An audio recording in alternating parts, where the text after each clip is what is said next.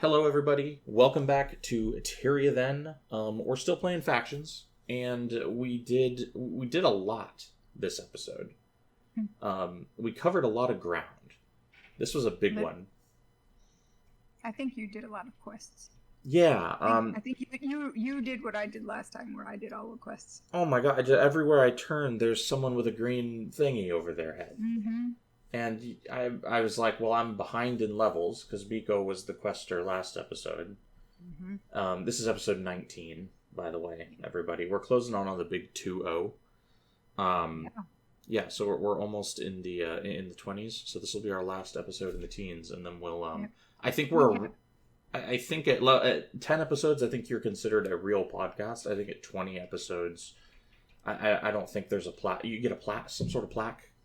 I don't know, but I know that at 19 is where we 19 was the last one that we did for Tyria now. Okay, so this will become our main our main deal. This will no longer be a side deal next episode. This will be our main deal. Mm-hmm. Okay, so that's something to reward us for going 20 episodes. Yeah, if the World Podcast Society doesn't send us a plaque at 20 episodes, then I don't know if we're going to be able to continue. No, it's not true. We will. Welcome back to the show, Miko. Hello. Good to be back. Yes, it's excellent to be back. WoW Factions is a fast-paced game. It really is. I was doing some comparisons in my head while I was playing. What level are you at the end of this episode? I just dinged 14. Yeah, and I went a little extra this episode, and I'm actually level 15 now. I started at level 12. You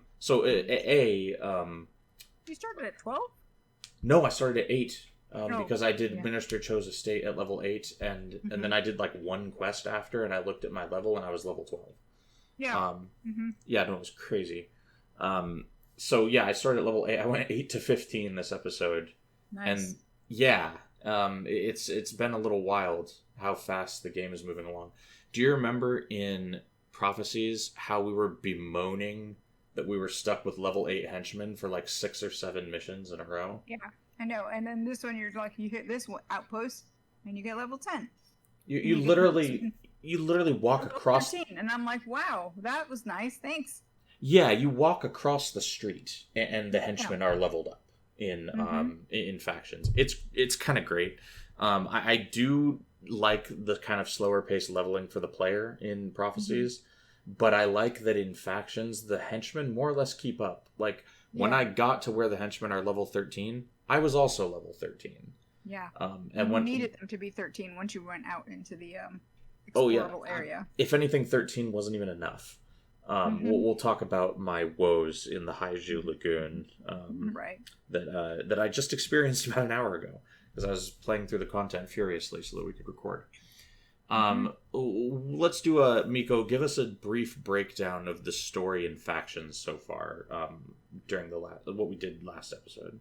So in the last episode, we arrived at Xingje Monastery to train with Master Togo. But first we had to go and speak with the headmasters for our primary professions. Aaron is playing an assassin. I'm playing a ritualist.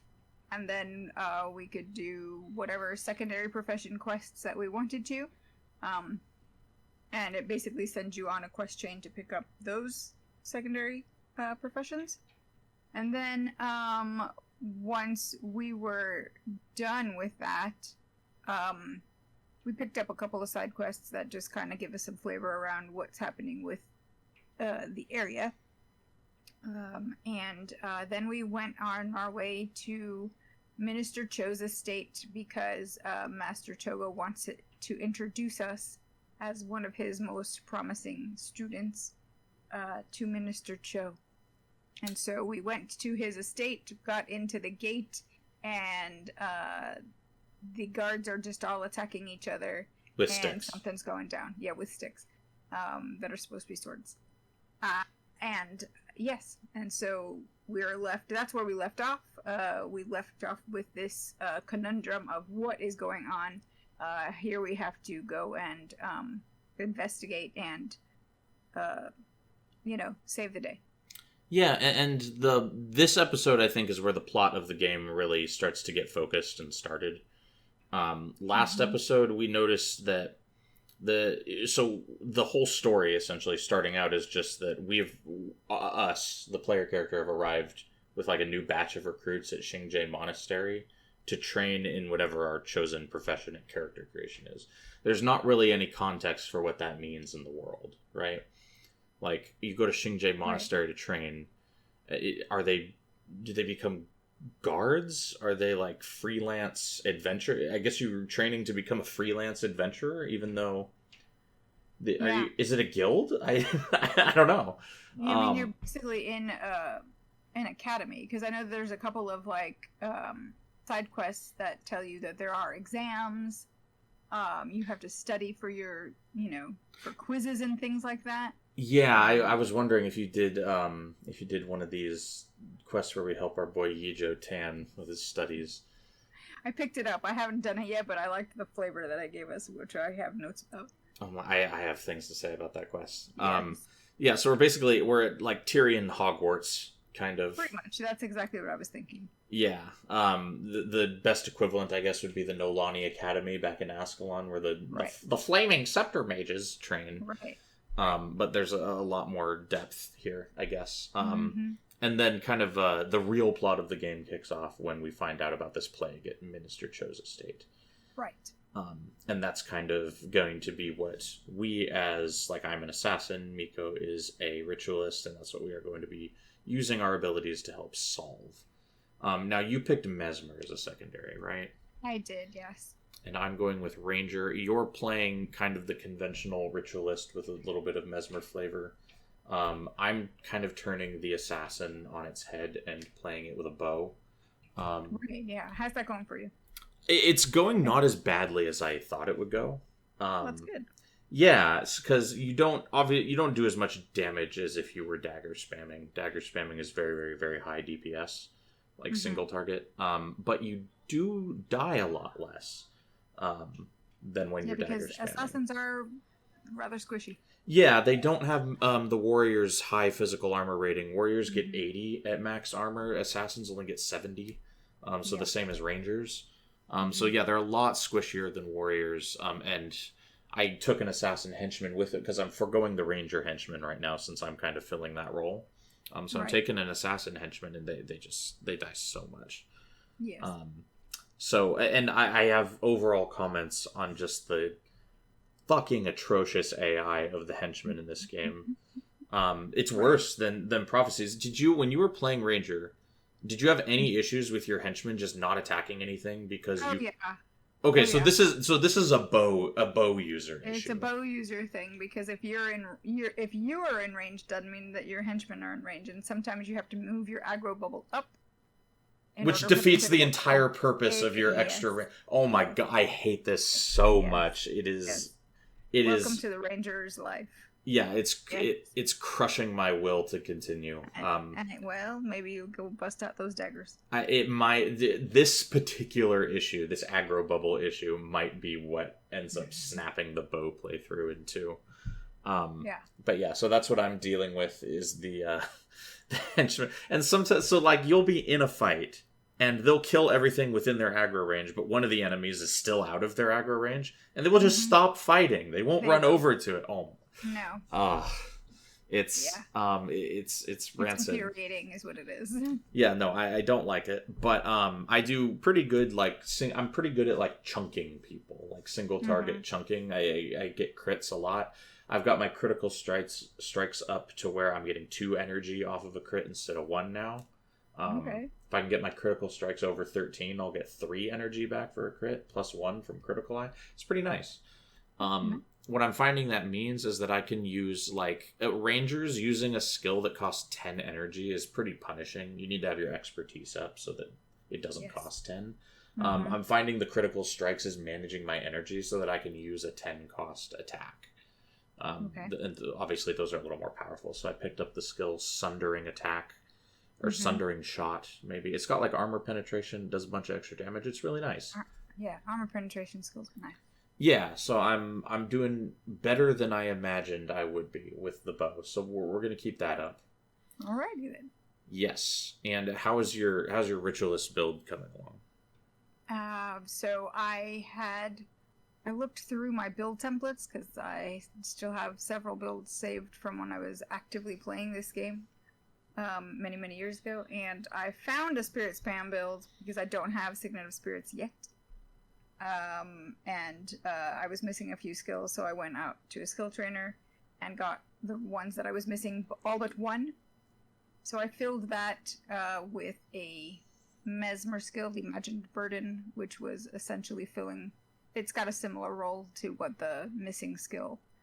right, like it slows them. Yeah. It can like slow a meleeer down so that your caster can get away. Get some health degeneration, so, you know. Yeah. No, that's a good little bit of utility to add in, especially when you don't have a lot of skills on your character and you're lacking in function. Right. I picked up Antidote Signet because I now know that that's fantastic. Ah, yes. Yeah, so I'm rolling around with like 3 out of the 5 skills I was using in Prophecies back on my bar. Yeah. Yeah, and then bow attacks and critical eye, and it's a fun and dash. Dash is my new favorite skill. You're basically doing a ranger build on an assassin, basically. Essentially, yeah. I hate the slow movement rate in this game, and I need a movement skill just because I know like my henchmen don't get my movement, so I have to wait for them. But like having the movement skill on my bar is like a placebo effect for my own impatience. Sure. It makes me less impatient. I would rather wait for the henchmen to catch up with me when I've arrived than take longer to get there myself. And that's just my own my own impatience showing through. So yeah, I'm gonna keep dash on the bar. Unless like a must take skill comes along, then it can go. But I did have a lot of use for it this episode because when you're out there doing quests, a lot of times you got to run back to a quest giver and there's nothing to fight, and having a movement skill on your bar is really handy in those situations. Yeah. So we started this episode out at Minister Cho's estate. We did. And everything's sick. Everything is sick. Everything. Is there a podium guy? I'm sure there is, and do you know what? I forgot to talk to him. Yeah, there's this game starts when you enter a mission outpost. It gives you a cutscene, and that means that the mission and story is contextualized, and you don't feel the need to seek out an NPC to tell you why the hell you're here. Right. Yeah. So I didn't even bother looking for a podium guy. Do we have one? Yes, there is one. He does not have a podium, and he also has a lot less to say. Really? And again, I think that's because instead of the podium guide, they play a cutscene now before each mission.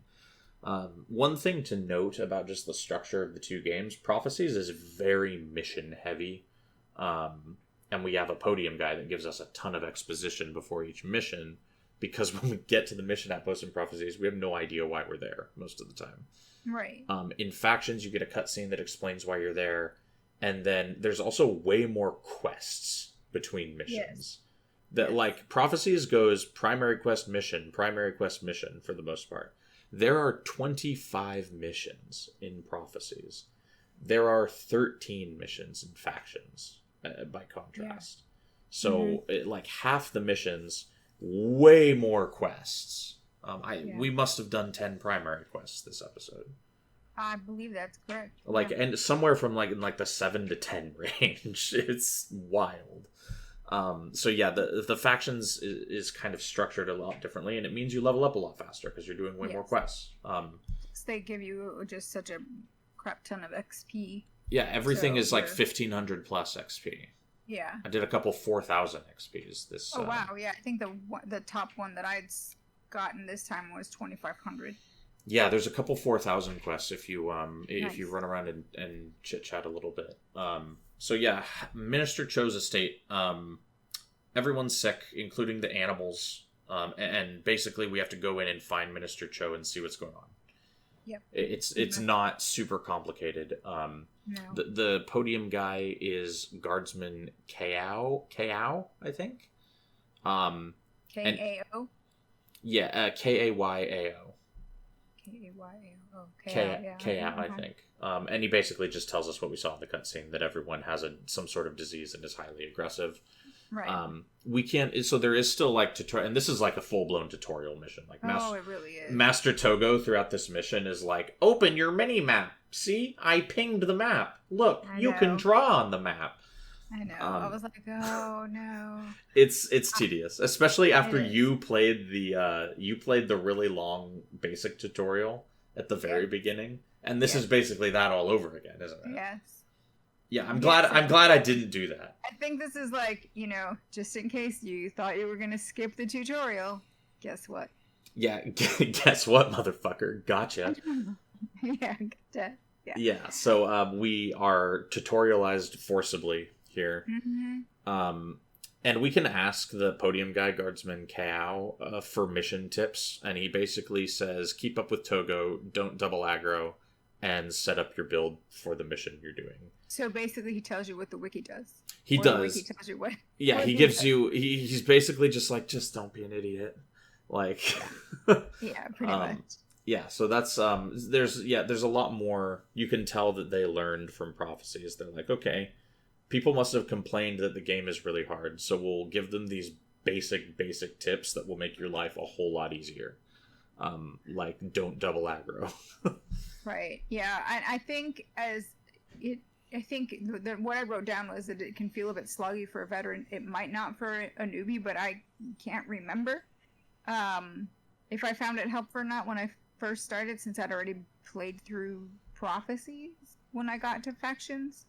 I know that the whole double aggro tip is probably, I always run into stuff. It's just how I play. I aggro the world. So yeah. I double aggro because I get impatient. Right. Yes. Like, so I see a mob here and a mob here, and I'm like, I bet I can do it. I bet I can kill that mob without getting the other one, and it turns out that's not the case. Right.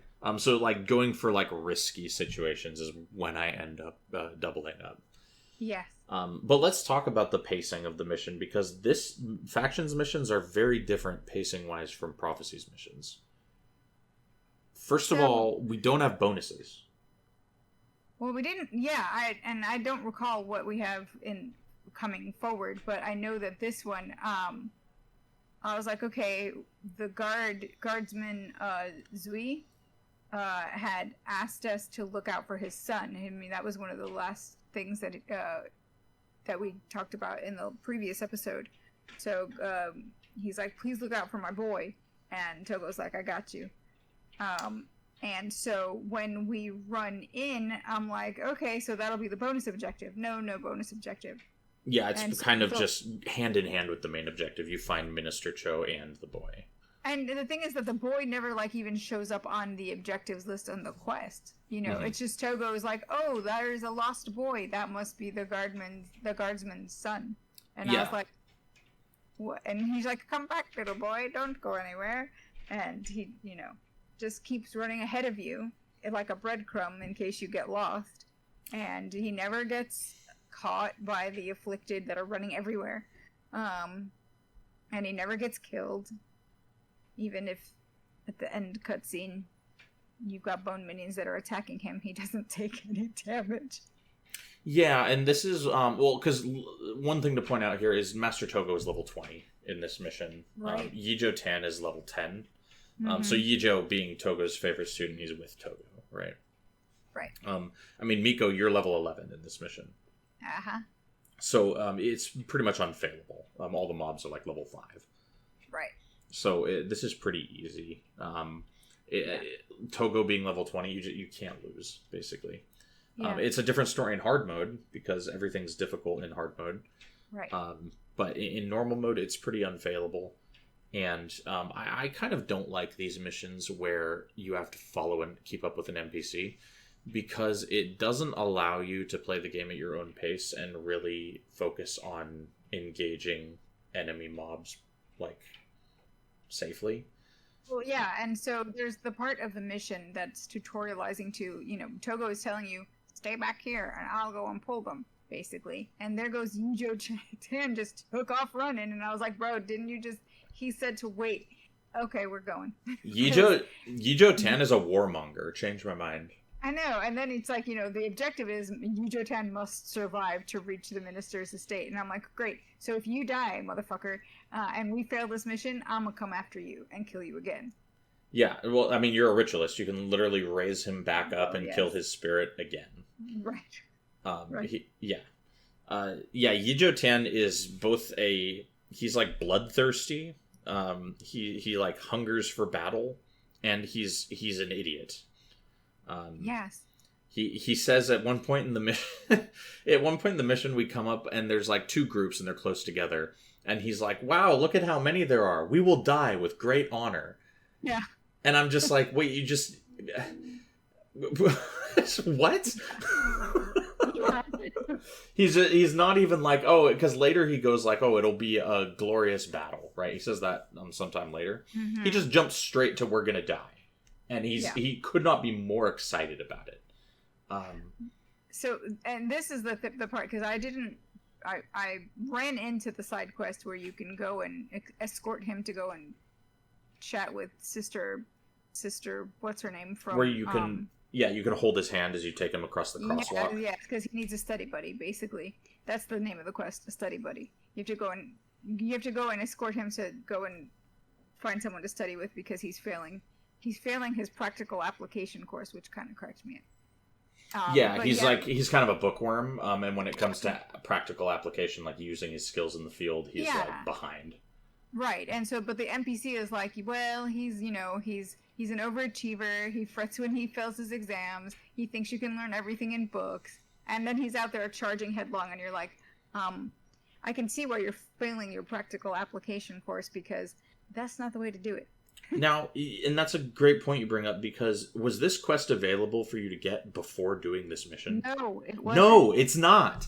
And and the quest... Yeah. The quest treats it like you've never met Yijo before. Right, yeah. But you have to do this mission to get this quest. Right. Yeah, I know. It was very bizarre. And I was like, but okay. So, but yeah, I'll probably go back and run it just for the XP. Maybe. But I didn't actually run it. But I thought it was nice flavor that you get that background, kind of like, it gives you a bit of insight into his, like, just craziness. Factions feels a lot more cohesive in terms of side characters.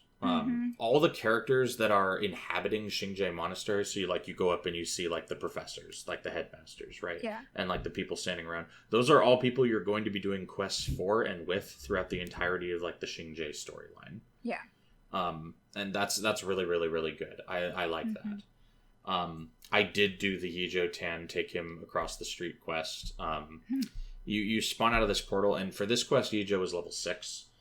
Even though I've already met him at level 10 to unlock doing this quest. It makes no sense. Yeah. And he's like, "Hi, person I've never met before, except that we did a whole mission together. Could you help me get to Sume Village, which is 10 feet away? Right. I did not engage. I think I might have killed 2 Naga on the way there. That's it. And at level 6, Yijo can do this himself. There's no... you follow the road. It's... Oh, my... That's funny. What cracked me up is that the NPC that gives you the quest is like, I would take him myself, but I got a quiz to study for. I'm busy. Yeah, I think you get this quest from Yazo Ying. Yazo Ying, yes. Yeah, which is a hell of a name, by the way. Oh, great. Yazo Ying. Yeah. That's one... I'll have to write that one down. It's a good name. And my final bullet point on this quest just reads, Yijo is insufferable. So yeah, as the pet students generally are. Yeah, you just take him to the portal to Sume Village, and then you go in and you talk to... I think he wants to go see Sister Tai. I don't think I actually wrote down who he needs to see. Yeah, it's Sister. I want to say Taiju, but I think that's wrong. He's going to see someone. He's going to go talk to the sister that's in there. She's the only sister in there. Yeah, I've already... so she was who I talked to last episode when I was like figuring out what was going with the Naga and going on with the Naga and the waterfall. This guy was like, go talk to this lady. She's an expert on everything. So yeah, she's like hot shit, apparently. Everyone wants to talk to her. Yeah. Sister Tai. Who becomes our healer henchman a little later in this episode. Yeah. And yeah, we'll talk about Sister Tai. But yeah, there's nothing to this quest. You literally run him over the portal, and then you go back and you take the reward. It's very easy. It's just kind of all flavor. It's a free 1500 XP for some for a little bit of flavor, which overall is very funny. I think it is a funny quest because I think Yijo is written to be a bit of a blowhard, right? And that tracks. This time. Yeah, we talked about this last episode that the flavor of the character, the NPCs that are out there, you get a lot of just the interactions between them. They've added a real good dose of personality to them. That we got some of that in Prophecies with some of the NPCs, but not with all. Yeah, definitely a lot more flavor and personality in Factions than Prophecies. More fleshed out, basically. Well, because we would constantly complain in Prophecies about how we didn't get to see enough of like Sin and Menlo and that group. And I feel like Factions is taking a much stronger stance on, hey, these are the characters you're moving through the game with. Right. Although they do change out the henchmen fairly quickly. Like Lucas was my boy, and then Lucas is just gone, and I'm like, pouring out for Lucas. So we'll talk about the henchman changes when they come up. But for this initial Minister Cho mission, I took Lucas, who is the warrior henchman, Taya, who is the healer, and Asen, who is the ritualist spirit henchman. I took those same, except I slotted in I think I took Kisai. Yeah, the element, the shock henchman, yeah. The shock one. And that was because I would have taken the ranger, but when the wiki said, AoE skills are good, watch out for these enemies over here, I was like, ooh, well, I'm going to try to bring in some good, like, just spike damage and some AoE. I busted out my fire imp. Oh, yeah, you get access to that, yeah. Yeah, because I got the slash bonus. So, so I busted out the fire imp thinking, oh my gosh, the wiki's, like, making it seem like this is going to be hard. And I was like, I think the fire imp was just kind of overkill. Everything dies quickly. No, Minister Cho's estate is disgustingly easy. What did you see? So, how Factions missions work is you get a regular, an expert, and a master reward, depending on how quickly you complete the mission. That's kind of replacing the mission bonus system. Right. And then we'll get bonus objectives back in Nightfall, if I remember correctly. I believe Nightfall has the timer system and the bonus system together. And it makes getting master completion on the missions a fucking nightmare. But there's still some pretty challenging missions to complete in time in Factions. My completion time was 14 minutes and 53 seconds. What about yours? I think it was 15:34, so you did it a minute faster. Yeah, like very similar times. I think 20 minutes is the normal or the master reward, and then it's like 25 and 30 for the two lowers. So it's like impossible not to get master reward on this. With having to keep up with Togo, I found it almost impossible to use favorable winds, the spirit, because it takes 6 seconds to charge. So I've deleted that from my bar. It's a nice little buff, but I don't think it is worth the amount of time it takes. With my marksmanship at 9 now, Read the Wind gives me +7 damage. Like that only takes 2 seconds. So I'm just rolling with Read the Wind right now. I've gotten rid of favorable winds, but you basically just kill your way through the estates and have Togo shout tutorial stuff that you already know at you until you reach Minister Cho. Yes. And there's like sickened, so the enemies are like sickened guards. They have some sort of this affliction that's making them aggressive. Yes. They're all like level 8, I think. Yeah, they're not very challenging. And Minister Cho has like a zoo, and the animals are sick, and we just butcher all of them. It's very sad, actually. Yeah, you don't have to kill all of them, but I mean, you kind of have to get through some. But they're only level 5. Yeah, they're very low. Yeah, the mission presents you with lower level enemies partway through, which I found weird. Yeah. But yeah, so killing our way through all of that is pretty easy. And then we get to Minister Cho. Yes. And there's a cutscene that I think has no dialogue in it. It does not. It is literally just, here, watch this. The cutscenes are pretty bad, in fact. So, like, Minister Cho, you're supposed to go talk to him because he's got an exclamation mark over his head. And as soon as you interact with him, you get this cutscene, and he basically vomits and becomes this monstrosity. He becomes this diseased minister, but he looks like just a complete abomination. Yeah, how would you describe what this thing looks like to someone? A fleshy with many eyes, all over in random places on its body, and spidery legs, spindly legs. Yeah, it's like an exploded centaur. Is it? So does it always? Was it the afflicted assassin skin or the afflicted necromancer skin for you? I got necromancer. Same, yeah. So it was the afflicted necromancer for me as well. Yeah. And yeah, they kind of resemble like a horrific, fleshy centaur. It kind of. Have you seen the movie The Thing? No. Okay, if anybody listening has seen The Thing, it kind of looks like something in the same vein as the shapeshifter monster from The Thing. Now I'm gonna Google. Yeah. Yes. Okay. Yeah, just like a fleshy monstrosity. Mm-hmm. And I love so this is the only afflicted creature we've seen so far, but we're gonna see like we're gonna see them all pretty soon. Yes, we will. And we'll see more of them this episode. And I hate fighting the afflicted because they get pretty gnarly later in the game.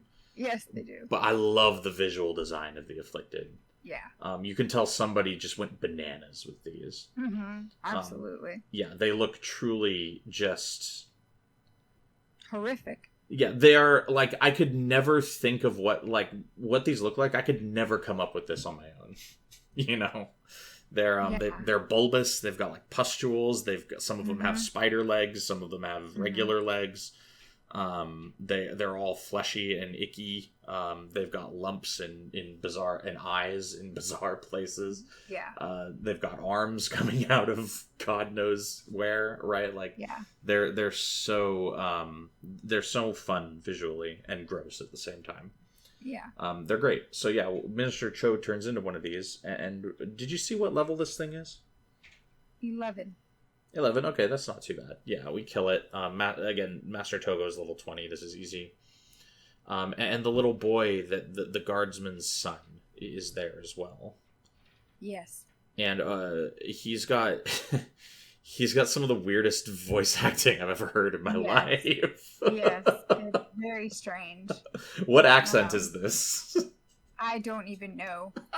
Attempt at child speaking something foreign. The animals, they were always very tame, but something in my dream made them angry, and they started hurting everyone. Then the people got angry too, and they started to hurt each other.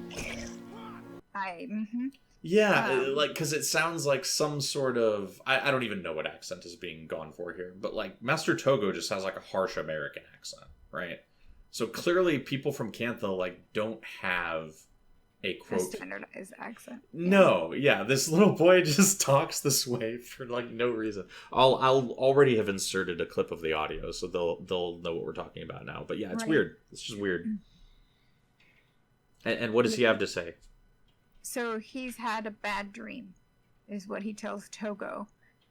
And he says that the wind blew the leaves from the trees and the animals in the zoo all became scared. The animals, they were always very tame, but something in my dream made them angry, and they started hurting everyone. Then the people got angry too, and they started to hurt each other. Minister Cho was the most angry of all, and he turned into a big angry monster. So basically, what he's telling you is that he foresaw everything that you just fought through. Yes. So this little boy is like some sort of a seer, which the concept of a seer does exist in Tyria. We'll continue to explore it as time goes on.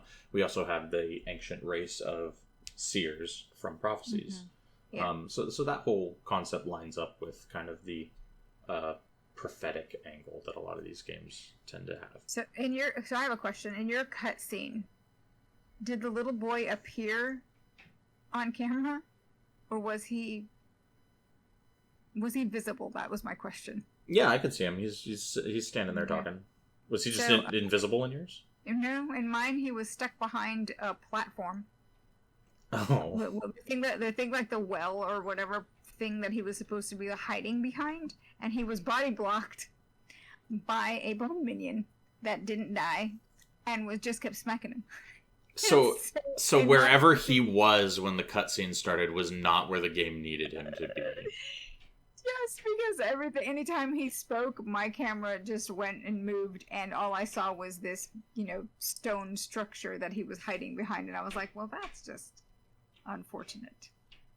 Yeah, that's really funny. That's also really funny, though. Funny. Yeah, it was really funny because I could see the bone minions just smacking him. Yeah, that lines up with the guardsmen stabbing each other with sticks. Yeah. That's the kind of cutscenes we're dealing with here in Guild Wars Factions. Yeah, not a super compelling mission, but kind of compelling plot-wise, right? Just not very compelling gameplay-wise. Because now we kind of have a focus for what we're doing. We're investigating this plague. Yes. And Master Togo, I want to say he just wants us to continue getting to the bottom of this. Yes. Because the mission drops us at Ranmusu Gardens. And we can get armor upgrades here, which is sweet. You progress so much faster in Factions. Like we're already getting armor upgrades. Like we're already over level 10. It's great. It's fantastic. Aang the Ephemeral is here with our next quest. He is. Yes, I thought we were going to go and tell him about this child that had this vision, but no. He's like, cool. I've been expecting you, basically. Go and meet these other people, and you'll be on your way. Yeah, Aang is... Go and warn the Tengu. Yeah, do you know who he tells us to go talk to at the Tengu? Yes, Sore on your claw, and I was like, wait a minute. I remember that Aaron got more flavor with Sore on her claw than I did. Yeah, I murdered her father. Yeah. Yes, and so here we are trying to warn her. Yeah. The plague is a-coming. Yeah, so I had a whole drama with Sora on her claw where I murdered her father, and then I gave her a little wooden figurine and murdered a guy for her to apologize. And we're like kind of cool now. But when I showed up to Sora on her claw to warn her about this plague, she did kind of say, "Hey, now's not a really good time. My father was just murdered." (Parentheses by you. Oh, really? I didn't get that at all. She doesn't accuse me of the murder, but she is just like, hey, not a good time. My father was just murdered. Yeah, I don't get that at all. Yeah, I think I think you have to have completed the Panaku. It's really good. Yeah, the Psycho quest line with Panaku. I mean, but there's payoff there because you get different flavor than, if you're not playing an assassin, you're not going to see that. Yeah, exactly.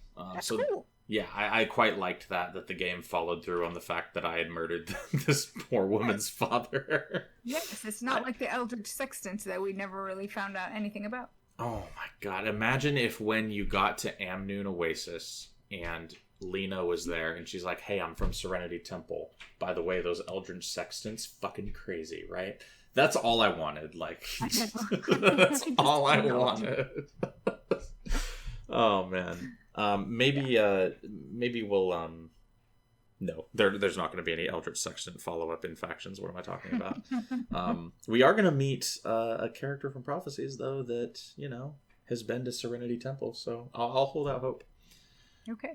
But Sor basically says that she's aware of the plague because there have been, or not aware of the plague, but it lines up with these attacks by this weird monster that's in the area. Right. Yeah. And I think we can all guess what she wants us to go do. Yes, go check it out and maybe kill the thing. And who is joining us for the mission? Talon Silverwing. My man, Talon Silverwing. Mm-hmm. Yeah, he's he becomes a warrior henchman later in the game, later this episode actually. Mm-hmm. And he's also back as a warrior henchman in the Eye of the North expansion. Talon's cool. He's a cool guy. He's a Tengu. He's a bird man with a sword. It's great.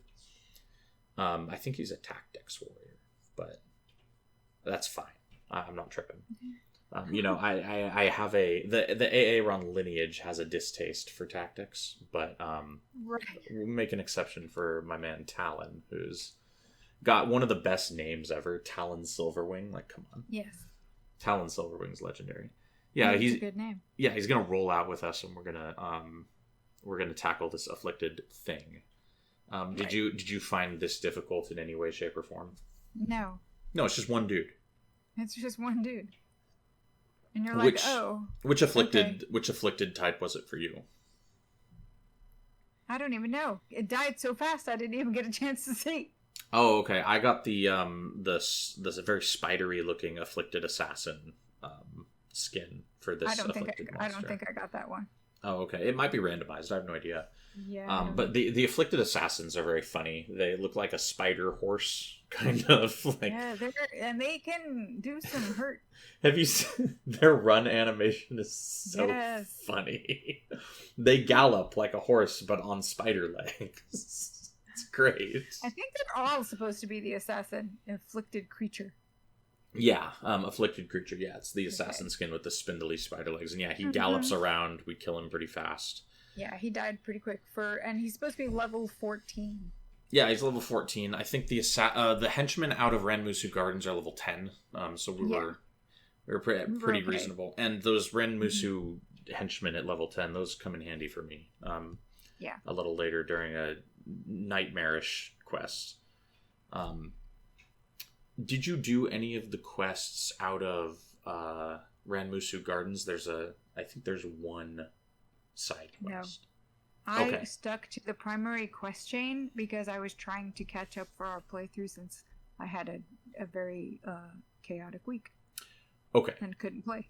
Gotcha. So, yeah. Well, I have a quest that I did that you are going to be going back and doing because it gives you 15 attribute points.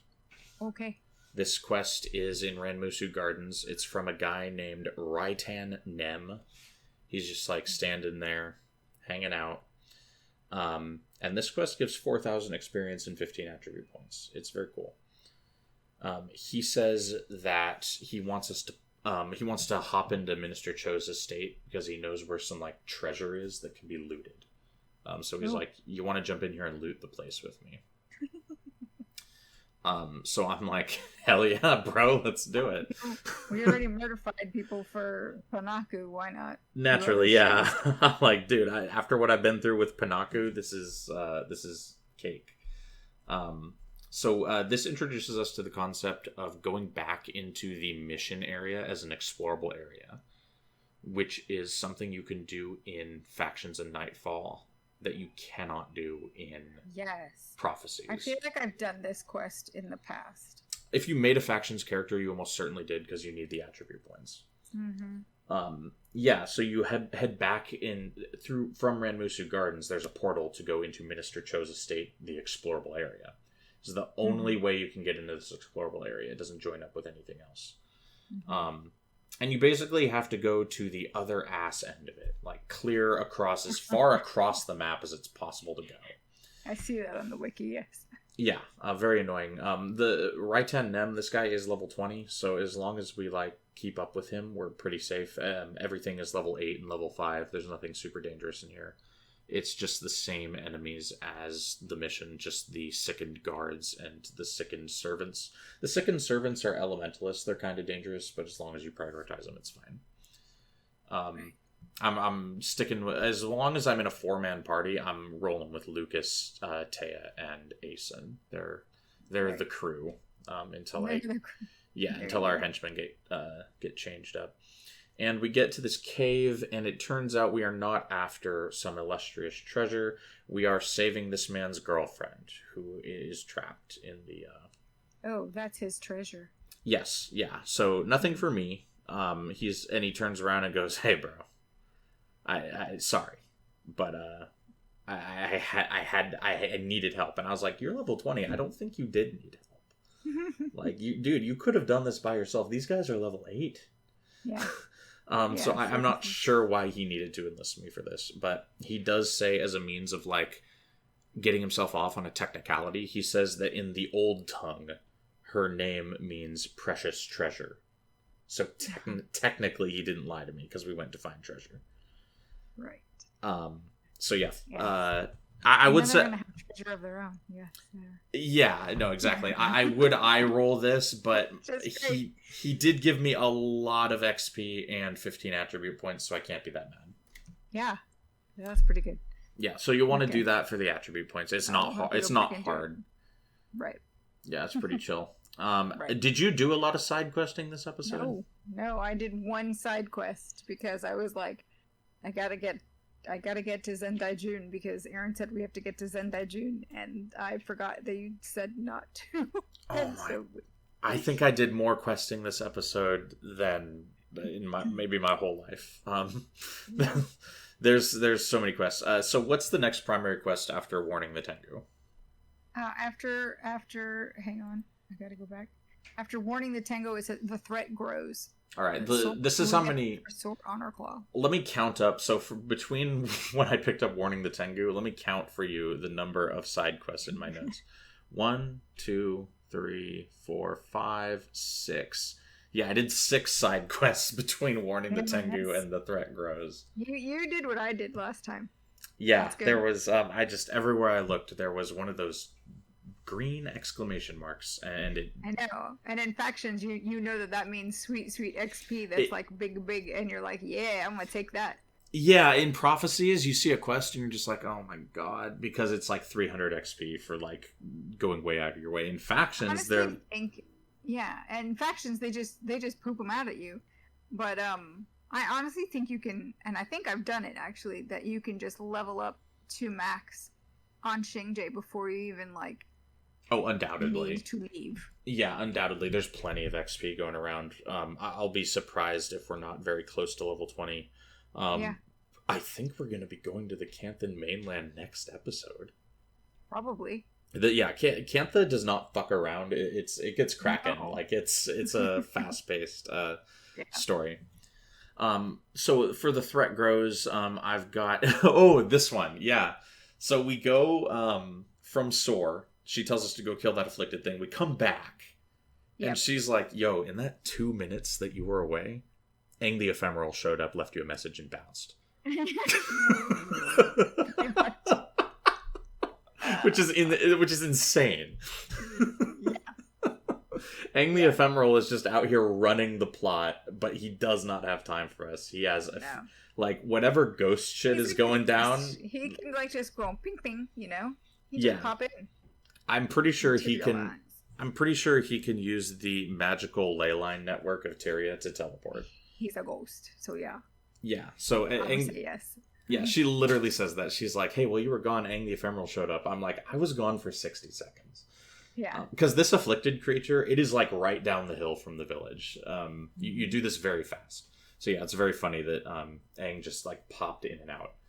But he says we have to go to Kaitan village in Panjang Peninsula because Togo, quote-unquote, sensed mortal danger to the students there. Remember, he's a ritualist. He talks to spirits. He manipulates primarily Aang the Ephemeral when he needs to send us a message. Yes. So, but it's kind of like the idea of who's the headmaster for the ritualists. I don't know all the headmasters by name. Well, I'm gonna look it up because Headmaster Quinn. Yeah, I don't know why I forgot that one.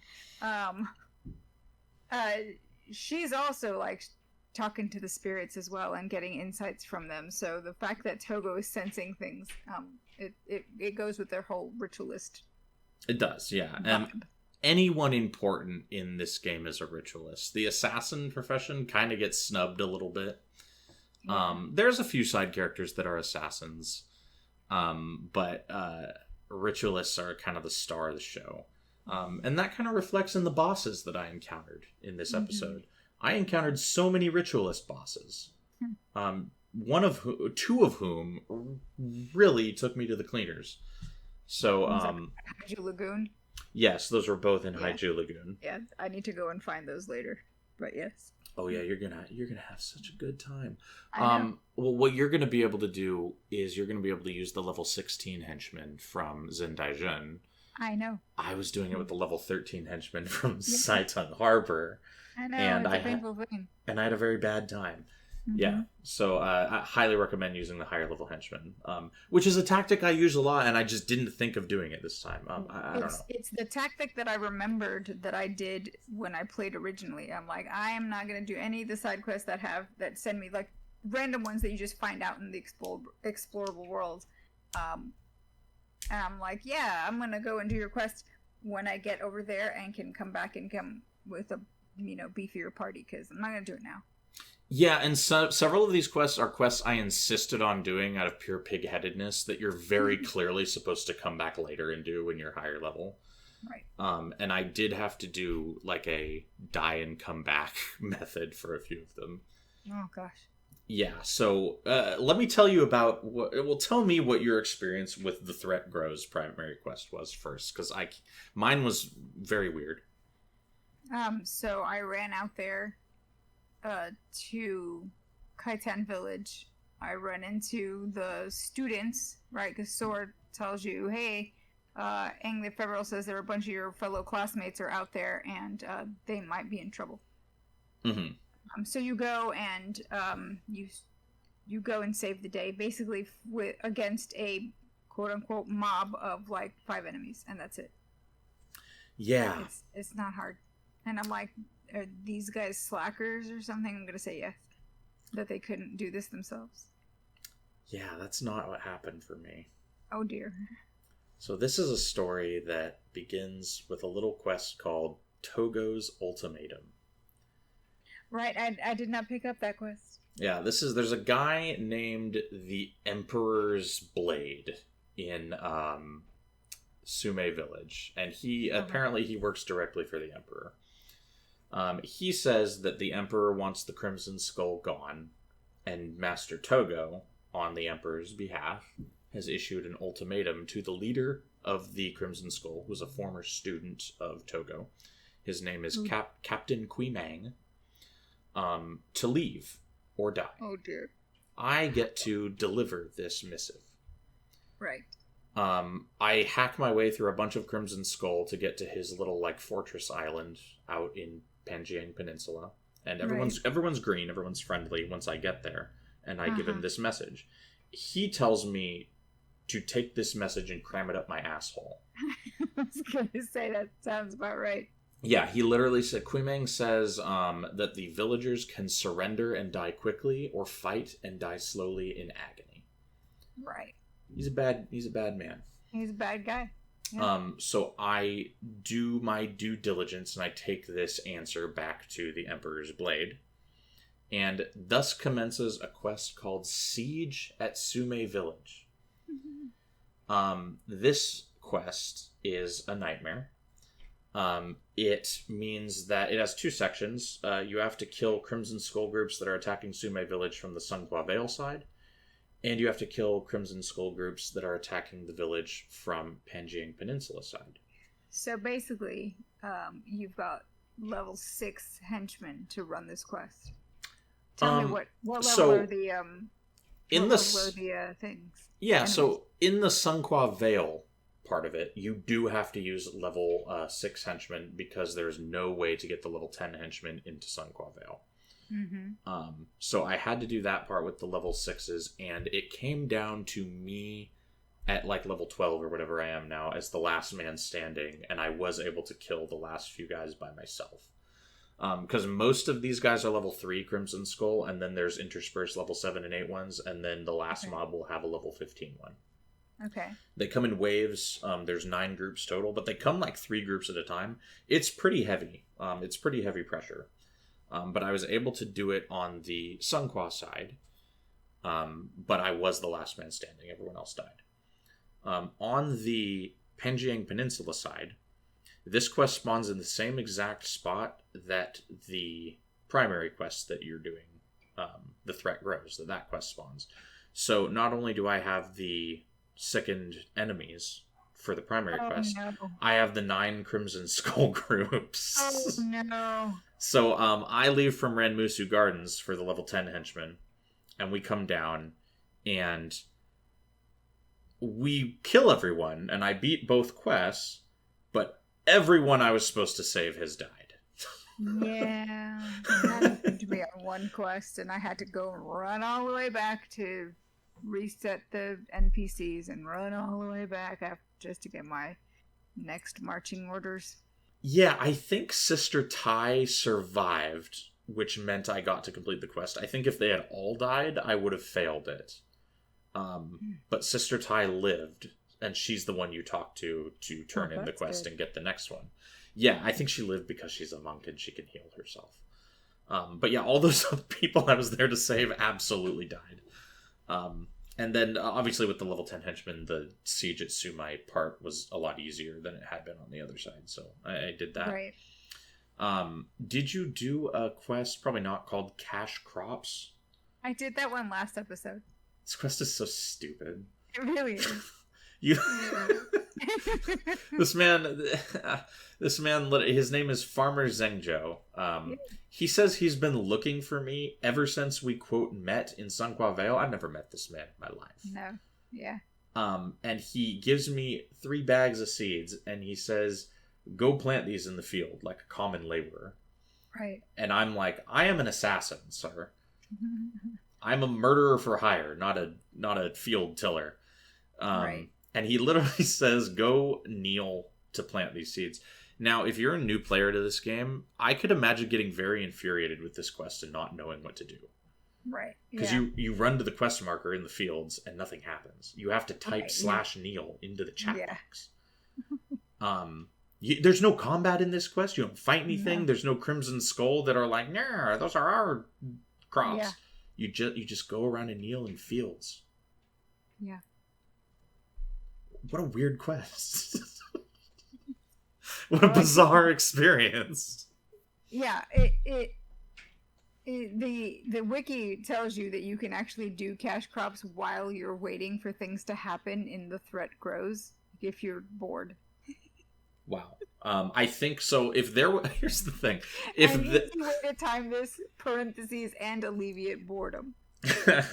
I think this quest is the opposite of alleviating of boredom, but if there is dialogue that like rolls during the Threat Grows quest, I did not experience it. A, because the people in question died, and B, because I was fighting hordes of Crimson Skull and could not pay attention. Right. So yeah, that's how that quest went for me. But either way, at the end, Sister Ty sends you to talk to Togo at Lenont Courtyard. Right. Would you like to hear the rest of the tale of Captain Kui Meng? Yes. Yeah, so I after I successfully defend Sumai Village from his dual-pronged attack, the Emperor's Blade gives me a quest called Kui Meng's Last Stand. He basically wants me to go wipe out Captain Kui Meng and the Crimson Skull in Penjiang Peninsula. Keep in mind that I do this, and it most certainly does not put a stop to the Crimson Skull. No. So the dialogue of this quest says, hey, go do this and pick up some allies along the way. And the way the route you're supposed to take for the quest, you'll like pick up Canthan guards till you have like 12 of them with you when you eventually get there. I went from Ranmusu Gardens to use the higher level henchman. I did not pick up any Canthan guards. Oh. Yeah, so I get to where Kui Meng is, and everyone's hostile, and there is no shit like 30 Crimson Skull in this little tiny plaza. There's this one little area where they're just all hanging out because it's like their headquarters. And there are a lot of them, and they're all high level, and they're mean. Yeah, and of course I'm just like, oh, well, I'll just pull mobs. I'm good at the game. I'll just pull. It didn't work out. They trickle aggroed until they were all on us, and they wiped us out. Yeah, that happened to me last time when I took a wrong turn. Yeah, and I think what happened is I ran away, and we were able to res everybody except Lucas, because he's a warrior, so he died in like the middle of everyone. Right. So I run all the way back, and I take the correct quest route, because I don't want to give up my level 10 henchman at this point. Right. And I don't want to start over. So I run back to where the quest route starts, and I start picking up the guards until I've got this little army of level 10 Canthan guards behind me. But they have the same aggro bubble issue that the henchmen do, where they will only attack someone if they are inside their aggro bubble. Right. And they stay behind you, so I have to run pretty deep into a mob to get these guys to attack them. But here's the thing. Once these guys start going, they cannot be stopped. They are a tidal wave of destruction.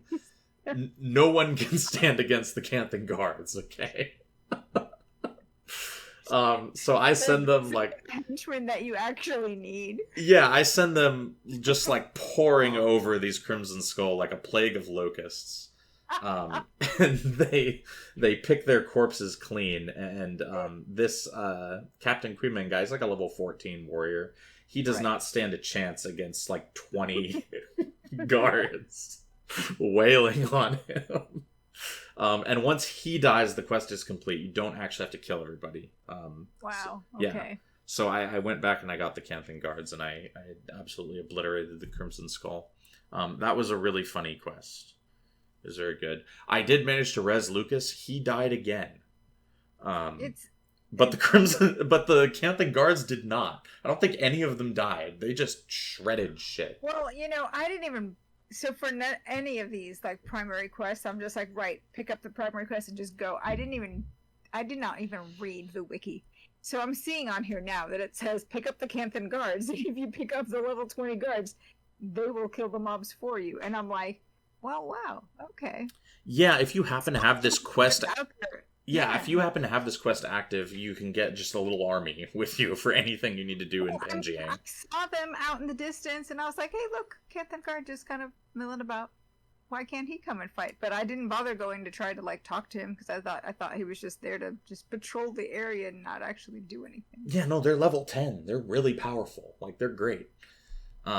So yeah, that's a wild quest chain. The saga of Captain Queemang and the Crimson Skull. There is a boss named Feng the Skull Symbol.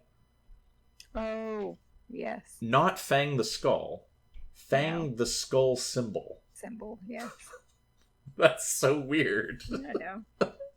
Like he's not He's basically Avatar. Yeah. The skull avatar. It's the icon. Yeah, he is not death embodied. He is an amulet with a picture of a skull on him. Like it's such a bizarre name. It's great. Oh my gosh. Yeah, no, so that was great. I enjoyed I both enjoyed and detested that quest line because they were very frustrating but made for very good podcast fodder. Well, there you go. Let's see, what else did I do? We both did the Naga source, which I picked up very early, and you don't complete till way later. Right. And then I talked about cash crops and the Queemang saga. Yeah, I think that's everything I did. And then Study Buddy, which we already talked about. Right. So now I've caught us up in my notes to completing the Threat Grows and heading to see Togo at Linnock Courtyard. Yes. Which takes us... This is really annoying. I'm sorry. Can I just say that? Yeah. When Sister Tai is like, okay, you've got to go back and see Master Togo in Linnock Courtyard. I'm like, bruh, we're supposed to be out here investigating the plague. You're sending me here, there, and everywhere, and you want me to go back to the monastery? Like, why aren't you out here in the field? I'm just saying, Master Togo. Why can't we just... Aang the Ephemeral seems to be a very efficient messenger service. Like, why? There's that. Yeah, like, your people are all out there. Like, I can understand, okay, you're fine, you're the general, you're generalizing out in the back, from the back line. But, no. What? Why do we have to go all the way back to... I was annoyed. I'm just say that. And can I just say that you mentioned... or like at the very beginning of last episode that Togo like strikes a pose when you see him for the first time. I think Togo has a big ego. Yes. Because anytime you mention like someone important, Togo's like, yes, he's a very good friend of mine. I know everyone. I know all the people. So we didn't talk about this in Minister Cho's estate, but I wrote this down because it's really funny. The first thing Togo asks the boy is, "Do you know who I am?"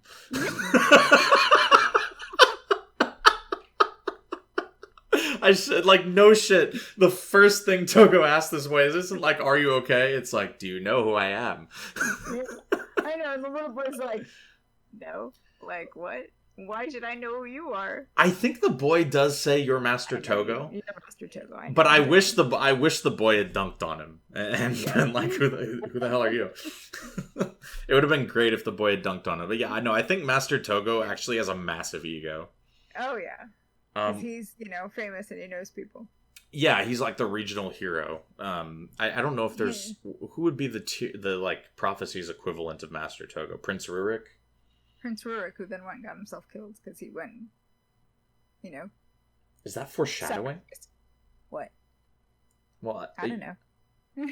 I don't know what you mean. Stay tuned for the fate of Master Togo. There is a bonus mission pack mission with Master Togo's prequel, like how he became the hero that he's known as. Really? Yeah, you didn't. Have you never done that? No, I've never done that one. Yeah, they always talk. You know how that, like in Star Wars, when Ben Kenobi's like, "Your father and I fought in the Clone Wars." Yes. Togo, we like get to see that, but with Togo in the Tengu Wars.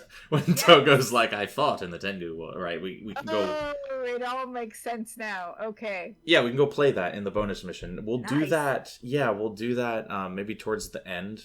Okay. Because I think that's where the bonus missions fit in good, is towards the end. Yeah. When we're That's something to look forward to because I've never played that. yes. So that's going to be fun. I remember that one being really hard. Okay. But I was also a teenager playing that, and now I'm a grown up, and I find that this game is a lot easier if you're an adult. Okay. Yeah. Yeah. I used to like stuff that in prophecies that I would find really hard. We like breezed through, and then stuff that I used to think was really easy gave me a headache. So that's kind of there's like a reverse effect going on. When you're a teenager, things infuriate you a lot more easily. Right, yeah, but you somehow also have a lot more patience for like MMO tedium. Whereas now, like, standard gameplay things infuriate me a lot less, but MMO tedium is like putting a power drill through my ear. Right. Right. So we go see Togo at Linnok Courtyard, and I think the quest that we're given is just literally called Go See Togo at Linnok Courtyard. Journey to the Master. Yeah, which is... Anytime we have to go and back to him, we journey to the Master. I think, it gives you like some XP, like it's like free XP at the end of the day. Oh, yeah. But the real quest is the road less traveled, which we get once we hand this quest into Togo. And he's like, "Yo, dog, the plague's getting real bad." Yes. And he tells you, I have a favor. Go into, you need to go on the eastern side of the island because that's where the plague is at its worst, and go and investigate. Yeah, I think the real plague here is the plague of mantises that we have to fight our way through to get to the eastern side of the island. Good lord. Yeah, but so in order to so basically we have to go and find Brother Peiwan because he's waiting to help show you the way, is what Togo tells you. Yeah, there's so much name dropping in the quest dialogue for factions. He's like, "Go talk to Guard Sukaro, who will show you the path that Brother Peiwan is waiting for you on." And I'm just like, because it's a secret path, basically. But and Guard Sukaro is like, "Are you sure you want to go there? It's really hard. Are you sure?" And then you even get a warning. Please be sure that your party is ready. The area you're going to is really hard. And I'm like, just let me through, man. You get like 4 warning. It's like, it's almost, you'd think that I'm like signing a waiver to jump out of an airplane. I know, but what cracks me up is like when you accept, you're telling them, no, really, I'm ready to go. It's like, we've been trained well. Is there anything else I can help you with? And it's like, no, actually, it's really, really, really hard. Okay, fine, let's go. No, really, let me through. And what cracks me up is that Sukaru's like, well, all right, fine. Then let's not keep Brother Peiwan waiting. He gets a little cranky when he waits. Right, and I'm like, you're the one who, like, because I'm clicking through this dialogue, and I'm like, okay, let's go. And he's like, "Are you sure?" And I'm like, "Yes, I'm sure." And he's like, "Are you really 100% sure?" It's just like, what the hell? And then you get onto this trail, and it's not that dangerous. It's like level 4 to 6 mantises. Yes, I know. And I'm like, okay. What's funnier is Brother Peiwan's just snark about having to escort you to Seitung Harbor on this secret pathway. Oh, Brother Peiwan is such a... He is hardcore pissed off that he didn't get chosen to be one of the gang. Yeah, well, he said he refers, a little later, he refers to Lo Sha as, like, bumbling, I think is the term he uses. Yes. That bumbling Lo Sha. Yeah. So Peiwan really does not like being considered second best to quote bumbling Lo Shaw. To anyone. Yeah, he's an unsavory guy. Yeah. Well, and then he complains. He's like, "How did I get stuck with this? I'm just a monk." And I'm like, "Bro, you're just complaining that you're just a monk, but you wanted to go be one of the gang. What?" Yes, no, he's Peiwan doesn't get his position in the. I think all this man ever aspired to be was a henchman. Yeah. He just wanted to be a henchman. Yeah, pretty much. And he gets to be a one-off escort for a Mantis quest. So yeah, not dreams not realized. I'm actually gonna have we're getting to a city called Seitung Harbor is where we're going on this Mantis infested trail. And there's a quest here, and we're gonna learn a little bit more about how aspirations work in the world of Tyria. I can't wait to talk to you about this quest. It's Okay. wild. So yeah, this trail takes us to a place called Seitung Harbor, which is kind of the next big city after Xingje Monastery. Yes. This has all the city fixins in it. Yes. It just looks like Xingje Monastery, but with a harbor. Yes. All the outposts kind of look the same in Xingje Island. Yeah. Xingje Island's very pretty. Haiju Lagoon is actually super pretty area. But yeah, all the outposts kind of look the same. And there's did you get the new armor here? No. Are you still rolling with the Xingje armor? I'm rolling with whatever armor I picked up in Xingje Monastery as an upgrade from the starter armor. Because, like I said, I was rolling through the quests. I didn't stop to talk to anyone. You missed except my skill trainers. And so, yes, I will be going back to get better armor. Yeah, you missed the armor upgrade at Ranmusu Gardens, and then you missed the armor upgrade at Seitung Harbor. Yep. So I upgraded my armor again, and at this point I'm actually almost out of money because I'm buying armor upgrades every 10 minutes. Right. And I bought a new bow as well. So I'm geared out. You should pocket some. You should pocket some daggers. I'm just saying, just in case. I should, yeah. But you know what I did? So actually, a great question is, and you probably don't have as many as me, but you did do all those profession quests. How many monastery credits are you up to? We haven't discussed monastery credits at all. I haven't actually counted, but it's a good amount. Yeah, so I can't wait for chat to groan and tell me how badly I've misused my monastery credits, but I'm excited about what I've done with these. What to do with them? Because I was gonna do that. I was like, I've got all these monasteries. I even found some in my bank that were just sitting there, and I'm like, where are these from? Like, what character dumped these in here? Yeah, so there's 2 NPCs in Xingje Monastery called Monastery Quartermasters, and they have rewards that you can spend these on. The most obvious thing to spend these on would be Runes of Holding. They cost 3 monastery credits. If you've got 6, it's a free 2 Runes of Holding for your character. Okay.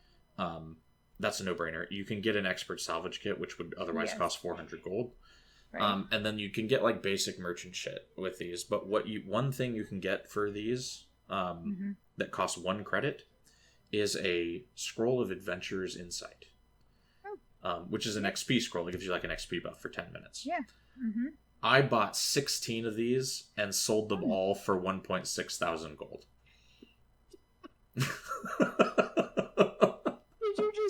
Did you just sell them in map chat or something? No, they're worth 100 gold each at the merchant. Oh, at the merchant! Oh my god. Yeah. And I was like, geez, I'm going broke buying all these armor and weapon upgrades from the armor and weapon vendors. What can I do? Oh, shit. I've got 16 monastery credits because I've been doing more side quests than the entire campaign of Prophecies has. I will say that you, making money in games has always been one of the things that you do.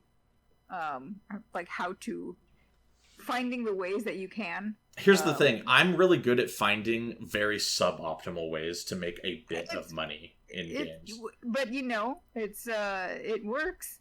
Yeah, so I don't think we've ever talked about the fact, maybe once or twice on the podcast, that we used to do Guild Mag together. Yes, we have not talked about that at all. I don't think we've really mentioned this. Yeah,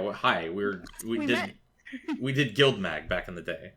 Back in the day, we both worked for Guild Mag. Yes. Yeah, and I did the Silver Waste guide for Guild Wars 2. Like, it's like a money making farm in Guild Wars 2. Yes. It's like getting paid a wage, kind of, right? Like, I didn't figure it out, but it was something I did for money in Guild Wars 2, and you can make, like, you know, however X amount of gold an hour doing it, right? Right. And that's great. But then you've got somebody, like some big streamer come in and he's like, yeah, actually you can just make like 17,000 gold a day flipping shit on the trading post. What are you, a loser? Right? And I've never been good at making that kind of money in games. But I've always been good at finding like a fairly easy method to make a bit of money in games. Yeah. And that's always been how I've kind of operated in MMOs, is like, okay, what's my wage slave farm that I can find that I can do? And I'll use that to buy everything I want very slowly. So yeah, I've determined that this is the best use of monastery credits, is to just buy adventures and side scrolls and sell them at the merchant. Well, there you go. Yeah, so I'm financially solvent again. Thank God. Hopefully I can buy... Yeah, hopefully I can buy maximum tier armor when we get to Kaining Center. With monastery credits? No, I'm just kidding. I mean, depending on how many more side quests, they may finance a large portion of the armor set. I mean, you know. If I'm being honest. I think that may be something that actually happens. Did you pick up... You didn't pick up the Captured Sun quest in Seitung Harbor, did you? No, because I didn't look around. Right. Clearly. But you do have the Nagasaurus quest, which is in Haiju Lagoon, which is one of the next areas we'll go to. That one I picked up when I went back to talk to the skill trainer in Shingde Monastery, because I wanted to like fill out my build. Mm-hmm. And the guard, whatever his name is, I can't remember his name. Hang on, this is gonna bug me. Captain Zingu, he had a quest for me. And I was like, what are you doing? And he gave me the Naga source. He's like, hey, thanks for doing that Naga, finding out about the Naga earlier. At the waterfall, yeah. At the waterfall, yeah, you did me a solid. I want you to go out and talk to my scout and see if they can get to where the source of the Naga are. And you're like, okay. And then you look at the marker on your map, and it's in... And I was like, I'll do this later. Yeah, it's somewhere called Haiju Lagoon. You've never even heard of this place, right? It's like 6 areas away. Yeah, so I was like, I'll probably get there at some point. And I did. Yeah, and Haiju Lagoon is nearby. We're going to be there very shortly. We have to go through Jaya Bluffs first, and there's a primary quest we have to do in Jaya Bluffs. Not to be confused with Jahai Bluffs. Right. In Nightfall. Jaya Bluffs. I'm about to say Jahai Bluffs at some point in this episode, I'm not gonna lie. Mm-hmm. And this is the primary quest. So this quest is called Looking for Trouble. Yes. It's from Peiwan. So we complete the road less traveled with Peiwan, and then we get the next quest from Peiwan. He wants us to meet Zoe, Talon Silverwing, and Panaku. So, like, recurring characters, right? This is great. Zoe was the ranger that was trying to trap a Yeti with rabbits last episode. Panaku is the psycho who I killed Sora Honorclaw's father with, and Talon Silverwing is the guy who helped us kill the Afflicted. So we have history with, like, all these people. It's great. And the bumbling Losha is also there. Which I don't think my character has met Losha yet, but you as a Mesmer probably have. I did. Yeah. I don't know. Do you find him to be bumbling? No, he's a little bit full of himself, but there's a lot of characters that are a little full of themselves, so people being having a negative opinion of Losha seems to be a theme. Did you get the same dialogue from Panaku towards Losha that I did? I don't know. What did Panaku tell you? Panaku says, "Still your wagging tongue, Losha, lest I still it for you." He threatens to kill him. Panaku threatens to kill Losha for the simple crime of speaking. Yeah. So I'm getting the impression people do not like Losha. No, well, what cracked me up is that I got Panaku saying, "I will kill when I will kill. Just tell me what to kill," or something to that effect. And I'm like, okay. Yeah, he says that a little bit after. Yeah. And then I think Zoe kind of takes command, and she's like, "Hey guys, this is how it is." So we go out there and meet them at a monastery in Jaya Bluffs. And the monastery, like all the bunks there have been wiped out by the sickened and afflicted in there. Yes. There's only actually one afflicted monster, but there's a whole bunch of sickened guys. Yes. But they're all level 8 and it's not hard. No. And we kind of just steamroll through there. Mm-hmm. Talon Silverwing actually does seem to be the leader because he shows up and Zoe is like, yo, we're waiting for Talon to roll in. Well, and then Talon's like, okay, follow me, and he just takes off. Yeah, he actually didn't take off for me. He waited for me. Oh. I don't know if his AI was... Because the dialogue indicates that Talon is going to take off now. Did he take off for you? He did, and I was like, oh crap, I gotta keep up. Yeah, he did not do that for me. So maybe his AI just broke. I don't know. He's also a little bit higher level than everyone else. Everyone else is level 10 and he's level 12. Yeah. But yeah, we steamroll through that temple. It's very easy. Mm-hmm. And then once we've completed that, I think Zoe is the one we talk to for the reward. And yes. She says we have to find Sue, Sister Tai, Kai Ying, and Professor Guy. This is like an ensemble anime at this point. And yes. This is when we're heading to Haiju Lagoon. When you were on your way to find Zoe, Talon, and Panaku and Losha, did you run across a group of Yeti? I fought some Yetis. Did you take the mountain road to get to them? Like, how did you get? I went through a Yeti cave. Okay, so before you went to the Yeti cave and you were so when I was still going to Zoe, I did just run through, like I ran straight there as direct as possible. Okay, I thought I was going direct, but I think I might have zagged. And I found a lake that was frozen. You know, you get that frozen. I did walk on this shitty lake that freezes you. Yeah. Did you have a boss there to kill? Yes, I did not write down the name. So I wrote down the name because his name is Avhav Thamki, and it's a Yeti boss. That's what I got, and I was like, "Oh, a boss! I'll get a morale boost." And also, what is their name? Say that again for me. It's Avhav is what I wrote down. It's Sanki is the Sankii is the last name. How do you spell the first name? AHVHV. It's like not even. I was like, it's unpronounceable. Yeah, I know. Is it supposed to be like just Yeti gobbledy-speak? I don't know. But I was wondering if you ran into this guy, because I was like, what are we I did not. I touched the corner of that lake and decided I didn't want to. Avha. AHVHA. Sorry, okay. I mistyped. Yes, I probably had a cat on top of me at the time. I'd like to think it's Ava. Ava, sure, okay. Apparently he drops a named for himself longbow. Ooh, that would have been great. Yeah. Obviously those don't drop off. off. A longbow. Have we talked about green items in this show? No. Yes, we did in the last and not in our when we were doing prophecies. Yeah, I think I brought them up when we were talking about Sarah's furnace. Yeah. Bosses will sometimes drop unique items with the green rarity color, and they're nice. I don't know if the ones that drop on Xingje are max stats though. Yeah, I don't know. I did not see that guy because I like went on the corner of that lake and I got that debuff and I was like, all right, let's go away from the lake. Mm-hmm. I did run into a Sensali Tengu boss. So there are hostile Tengu in this map. Yep. They're the Sensali tribe, not to be confused. What is the? Do we know what the Engchu? The peaceful Tengu are the Engchu. I'm pretty sure. Yes. I don't think we know that yet. I don't think we know that name yet. We find it out in Winds of Change, maybe. No, we did the Angshu Tengu when Togo tells us to go and warn them. Okay, yeah. So the friendly Tengu are the Angshu.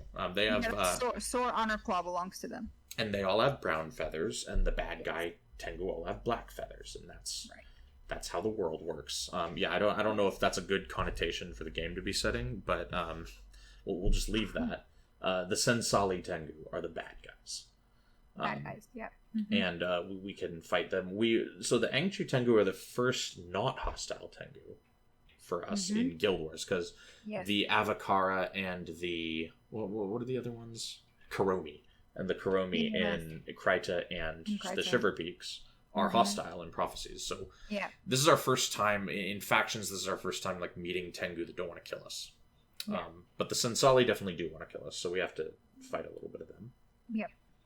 And I did encounter a boss, but I don't remember what his name was. Like something Fire Feather or something with the leg, right? I'm not entirely sure. All right. But the next quest is the rescue. Yes, to the rescue. To the rescue, yeah. Yes. The Rescuers, the film. No. Right. To the rescue. We have to find Sue, Sister Tai, and Kai Ying, and I believe all these people we're meeting up with in these 2 missions become the henchmen at Zen Daijun. Yeah, I think that's correct. I briefly looked over the henchmen. So I believe that's correct, because Sister Tai, Kai Ying, and Sue are all henchmen. I don't know about Professor Guy, and I don't know about Zoe, but Talon, Silverwing, and Pinocchio, I want to say, are available as henchmen as well. I know that Professor Guy is kind of a jerk. Yeah, he says he's not impressed with us. We show up to save him from certain death, and he says he's not impressed with us. Yeah. He's an asshole. He pretty much is. Zoe, when you take this quest from Zoe, she describes them as, quote, not the hardiest group. Yes. Which I found amusing. There's a lot of, like, intergroup trash talking. 100%. There's a lot of this. There's just, like, these petty grievances people have with each other. Yeah. It's very funny. Yeah. It's like, it's basically higher academia. Yes, yeah, it's very college pilled. It is very college pilled, yes. And did you get this dialogue where they're despairing about our imminent death, and Kai Ying says, "Look on the bright side, maybe we can live on as some of Sue's minions." Yes. That's really good. Sue also, I took a look at her skill bar, because she is our Necro henchman. We were very underwhelmed by Claude, the Necro henchman in Prophecies. Yeah. And I don't think Eve was that great either. Sue is a minion master, which is fucking sick. So I'll be taking Sue.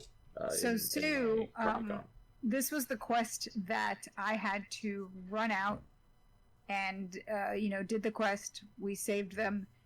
Sue died, and she was the quest reward giver. So I had to run all the way back to the portal just to zone back in so that she would be alive, so I could accept the reward and continue on my way. I was very annoyed. Dear Lord. Yeah. Yeah, that's not fun. That's what almost happened to me with the one over in Penjiang Peninsula, but the one quest person survived. So I did not have to do that, thankfully. So after you did that quest twice, actually, it did give me credit that I had completed the quest. I just had to accept my quest reward from Sue. So you had to respawn her.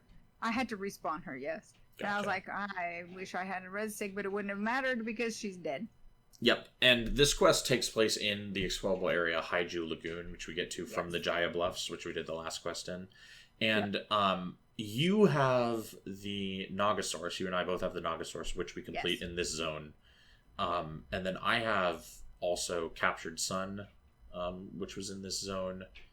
And I also did... I didn't even write these down because they annoyed me so much. I was coming... Like, Miko is waiting for me to finish to record this. And I'm running towards Zen Daijun. The light at the end of the tunnel is in sight. And there's some guy named, like, Miller something with a fucking exclamation mark over his head. Yeah. Right at the finish line. And I'm like... I'm almost level... Ooh, piece of candy. Ooh, yeah. Piece of candy. I'm almost level 15. I could be level 15 if I do these quests. And I'm thinking, like, oh, it's just a quest for some Miller, right? Yeah. He has a box that he wants me to go get. I go and get the box for him, and he's like, thank you. Would you like to also go kill a boss on the other side of the map? And I'm like, oh, fuck. So, the funny thing about this quest chain, it's just these two quests, is he sends me to go find this box, and the box is guarded by like 8 Naga, one of whom is a level 14 ritualist boss that just shreds my party. Wow. This is another quest where I am the last man standing, and it's just me and the boss, and I win the DPS race, thankfully. Well, there you go. And then I go, so I take that box back to him, and he's like, great, thank you for doing that. Hey, there's this Naga on the other side of the island that's, like, terrifyingly powerful, and he killed all these villagers before they even had a chance to react. So I go over there thinking it's going to be an even worse boss than the one I've just fought. It's like a level 10. I killed it so fast. I was like, dude, the Ritualist boss, the level 14 Ritualist boss that was in your last quest was infinitely more difficult than whatever this is.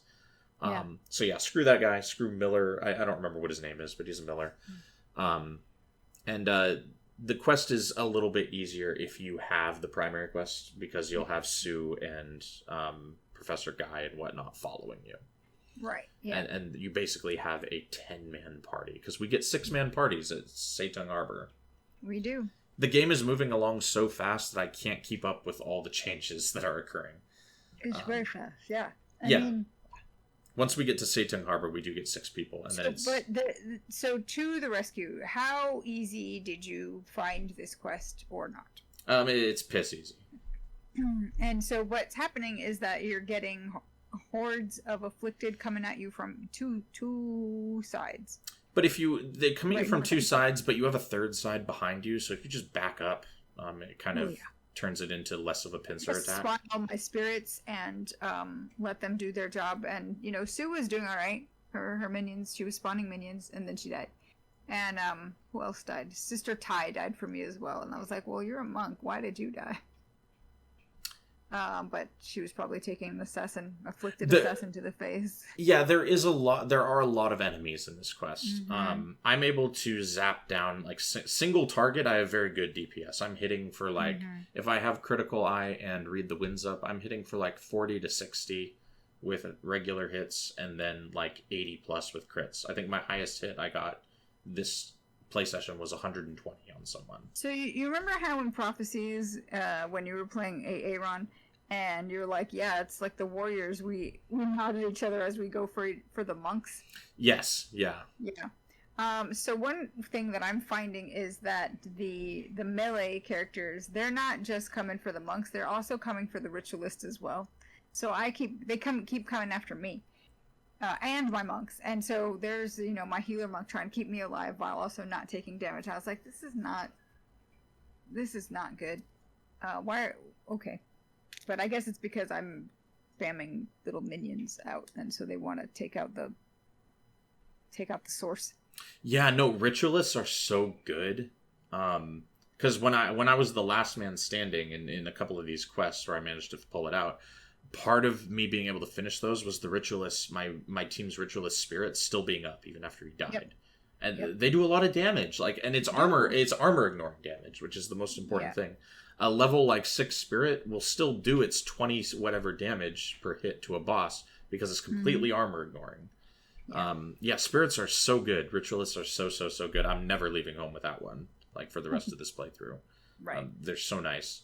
When we get 8-person parties, you might even want to consider taking an extra one. Oh, I probably will.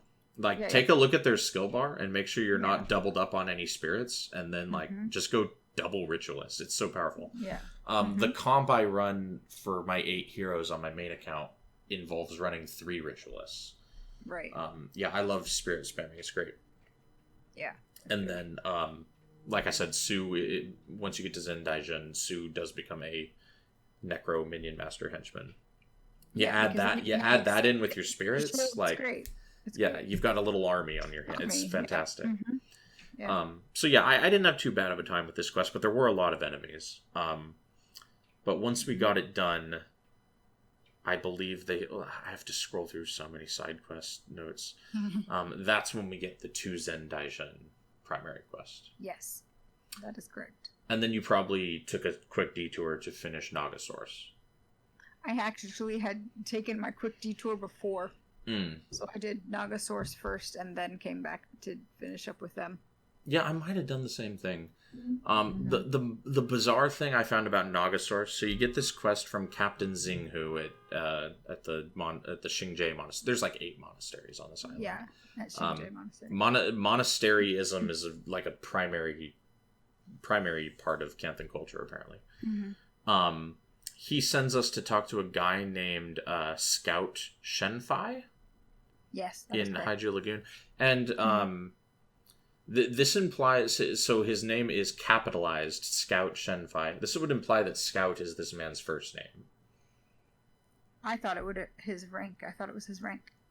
I'm just thinking it's capitalized. Does the rank get capitalized? Like if you say Captain something? Yeah, Captain is capitalized for Captain Zingu, whatever. Okay, yeah. Clearly I'm not hierarchy pilled enough for I was just calling, like in my notes I just call him Scout for the entire the entire breakdown. He basically says, so Captain Xinghu makes it sound like this guy's made like a breakthrough, and what this guy actually has to say to us is just like, yeah, I saw him at the beach, I don't know. Yeah. He says that they swarm an area and then they disappear. And and then he says, go see what you can figure out. So as usual, we have to do all the work. There's a lot of collectors in Haichu Lagoon that are just... I noticed that, yes. And they're all looking for 6 shells. Yeah. They all either want elder kappa shells or turtle shells. Yeah. And they're just like, I just want a sweet shell to show off to my friends. It's like the whole story. Because the collectors have stories in factions. We found that out last episode, or at least I found it out because Aaron told me. Yeah, there's a guy named Gorabe in like the grimy corner of a beach, and he's collecting Naga pelts as vengeance because the Naga burned his village and killed his family. The collector flavor is great. That's good reason. Yeah. So we go to the northern ass end of Haiju Lagoon. Yes. And we kill 3 groups of like pop-up Naga mobs in the water. And we're like, well, fucked if I know what that means. We go back to talk to Scout Shen Fai. And he basically makes the inference, oh, that must mean they're using the underground tunnels, which we learned about in the last Naga quest before this. So there's like some cohesion there. And he says he's going to go... I'd actually forgotten that we'd learned that in the previous quest. Yeah, that's basically how, even though Xingje is an island, it's basically how it supplies Kaineng with a large amount of water, because the rivers actually run underground, like under the ocean. Right. Yes, okay. It's coming back to me now. Which I don't know if... I'm not a geologist. I don't know if that happens in real life. Or hydrologist. I don't know what... Hydrologist, yeah. I don't know what people who study rivers under the ocean are called. Right. I think it's a hydrologist, yeah. Okay. All right. Yeah, and he says he'll send his findings back to Captain Zengu. And so my mind immediately is like, before I even look at the quest marker or anything, my mind is like, okay, I gotta go talk to Zengu for the reward. So I port back to Xingje. Did you really? I did, yeah. But you didn't get, like, your quest reward thingy, your quest marker should have been right back out at Scout. Yeah, so I jumped to the Scout dialogue, but after I killed the Naga, I assumed that I needed to go talk to the captain. And so I poured it back, and then you go, and then I was like, oh crap, I gotta go talk to Scout. So I go all the way back, and then I get the interesting dialogue about the quest. But yeah, not my finest hour. It's all right. And really quick before we close out the Zendaijin quest, I did a quest called The Captured Sun. Right. Yes, tell me about this. This is kind of like the villainy of Galrath of like like Xingje. So it's not like a long trek like Villainy of Galrath is. You just you just go to the north part of the island on the beach in Haiju Lagoon. But there is a camp of maybe 40 Crimson Skull. Oh, yes. Just a giant knot. I've said this quest in the past. Yeah, I'm getting flashbacks of just misery. Yeah, just a giant knot of these guys. So I'm like pulling mobs and picking them off, and I die a couple times, but I'm like, I think as long as I get a couple kills every time I come back, I can do it. It takes me like 2 deaths, I think, to finally whittle them down. Because there's yet again, a ritualist boss with a crap load of lightning damage that's doubled because factions bosses do double damage, and she's just deleting party members. So once again, it comes down to... I don't think it comes down to just me and her, actually. I think Taya is still alive, healing me. Right. And we do manage to finish him off. And I managed to... let me back up, because this quest is called The Captured Son, and I didn't tell you anything about like who gives it to you. There's a lady that gives it to you in Seitung Harbor. Okay. And she says her son, Jitoro, has been captured by the Crimson Skull, and I gotta go save him. And so he's on that beach, and I can get to him without like killing most of them. And I talk to him, and the quest will not update. You have to kill everybody. Oh, that's obnoxious. Yeah, that's fantastic. Like, why can't you just like go in and just spirit him out? Exactly. No, I like carved a path that we totally could have escaped from. But the guy, I get to Jotaro, and he's like, dude, have you checked your quest log? You have to kill everybody. So I kill everyone after running around and dying and killing extra mobs to whittle down my death penalty. It's a whole right. shit show.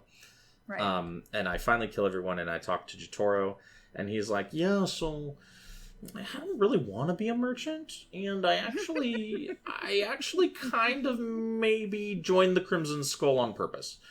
And Does he turn hostile? Yeah, no, he doesn't turn hostile. He gives me a letter to give to his mother to let her know, hey, I am actually pursuing my life's calling as a pirate. Yeah, we've got a real Will Turner on our hands here. Okay. And his mom... Here's the thing. Here's what's going to blow your mind, is how his mom takes this letter. So I bring this letter back to his mom, who gave me the quest, and she's like, you know what? This letter has really opened my eyes, and I fully support my son's decision to become a pirate. Wow. And then her justification for this decision is, pirates do pretty well for themselves, or so I hear. I mean, they kind of do. Okay, sure. That's bananas, dude. To just be like, I guess he wants to be a pirate. But this is also a world in which being an assassin is like considered a respectable life choice. I mean, this is true. Unless you're Pinaku, right? Yeah, so the world of Tyria, especially Cantha, is bizarre when it comes to the moral place that your chosen profession has in society. So yeah, Jotaro is going to be a pirate, and I murdered 80 Crimson Skull for nothing, and his mom just said thank you. That is a 4,000 XP quest, though. Send him a care package. Yeah, I guess she's going to send him like Cheetos and Skittles every so often on the high seas. Insanity. Absolute insanity. Yeah, no, what a quest. So that I think that covers all the quests I did. I think we got through them all. And then there is there's a Zendaijin to get to. Yes. How did getting there go for you? I mean, you've got the gang of future henchmen behind you, and it's literally just a jog. They're like, we'll come with you, you lead the way.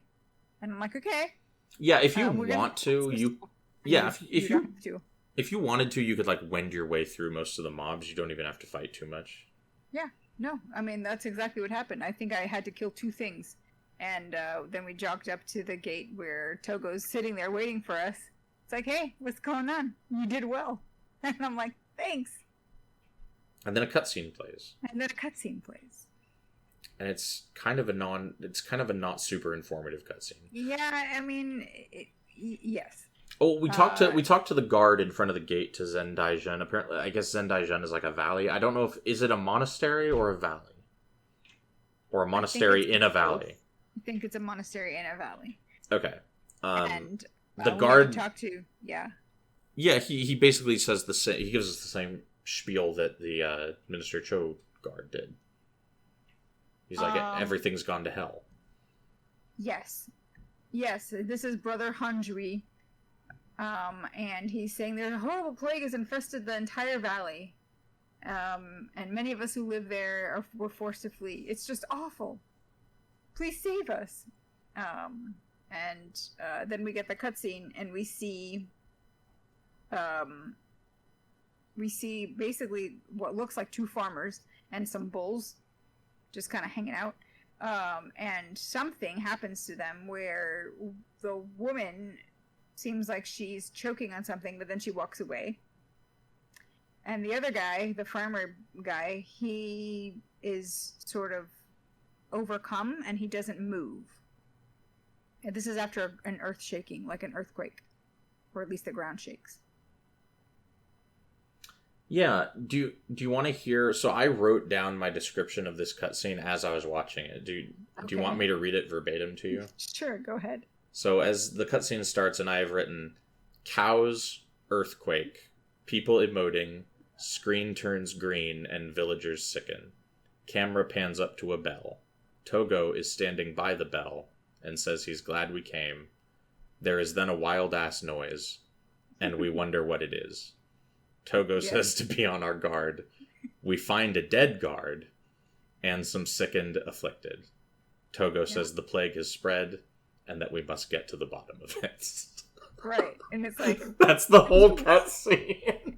Which is essentially, like you said, it's almost like a part B of the Minister Cho's cutscene. Because we found out in Minister Cho's, in their cutscene, something is making people sick. Togo wants to get to the bottom of it. And now he's saying, oh, people are getting sick here. We must get to the bottom of it. It's like, well, haven't we been doing this all along? Trying to get to the bottom of it? To quote George Lucas, it rhymes. It's like poetry. Yeah, I think there's a bit of heavy-handedness going here. They're like, in case you didn't notice, this is what the plot is. And this is, like, you need to know this stuff before the, like, game starts kicking off in earnest. So they're giving us another plague investigation mission. Because in case you've been sidetracked by your side quest, this is actually what you're supposed to be paying attention to. Yeah, because if you think about it, we didn't really learn anything about the plague in Minister Cho's estate. No. So hopefully in this mission we actually learn something about the plague that's going on. Right. And that's where we've left it. Tell us that we've got to find out what is the plague that killed my friend Minister Cho has also spread here. He says something to that effect. Yeah. He's named something yet again. Yeah. No, he's constantly has to be reminding us of how friendly he is with the upper echelon of society. Togo's an insufferable ass. This is a hot take. Togo, not a great guy. But yeah, so that is where we leave the game off. We did run into some new enemies that I don't think we mentioned. We fought some dragon lilies. We did. Which are like plant dragons. They are dragons with plants on their backs. I found one singular enemy called a grasping root. Right. I'll put a picture of it up. It's like a little plant gremlin. We found different varieties, or a couple other varieties of yetis. Yeah, there's white ones and red ones. There's red ones, there's long hair ones, and there's mountain yetis as well. Yes, we've become quite the Yeti scholar, and then there's been a few different types of... Did you run into any more afflicted types? There's a few afflicted mobs in Haiju Lagoon. I did, but I didn't write down. I just like afflicted. They kind of all meld into one. They just have different like profession skills and... Yeah, they're just like lumpy tumor guys. Yeah, pretty much. With weird legs and limbs. Yes. And eyes in unmentionable places. Right. Yeah, so that's about where we are in the faction storyline, guys. We will be back next time with starting with the Zen Daijun mission. Daijun? Daijun. Daijun? Daijun. Yeah. Daijun. Yeah, the Zen Daijun mission, and then we'll do some of the quests afterwards, and we will report back on how that goes. As far as where people can find you on the internet, Miko, where's that going to be? You can find me on the social medias at Inky Sticks. All of them? Uh-huh. Well, yes. All, the ones that matter. The ones that matter, I guess. Yeah. Even though I'm on Twitter still, and I'm just not going to go there. But yes. Mm-hmm. Yeah, no, Twitter's not a great place, but we do have a Twitter account, and so it's an X account apparently now. Which I have, yeah. It's a Twitter account. And we do tweet out the show on there. So go ahead and follow us if you are a frequent user and you want to be notified of when the show pops up with new episodes. Subscribe to us on the YouTube. Follow us on Spotify and or Apple Podcasts, depending on which is your audio podcast-ism of choice. Tyria Now? Tyria Now. Yep, that is the name of the channel. And then Tyria then is the name of the show. I didn't think it through when I came up with that, but we're 19 episodes in and it's too late. So go ahead and follow all that. Leave some comments if you have any questions or if you just have any observations. Let me know what the most optimal way to spend your monastery credits is. I'm looking forward to many a lecture in the comments. Yeah. And then we will be back 2 weeks from today with a new episode. That's going to be episode 20, and that's going to make this the premier enterprise of the Tyria Now channel. So look forward to that, guys, and we will see everybody next time. Bye. Bye, guys.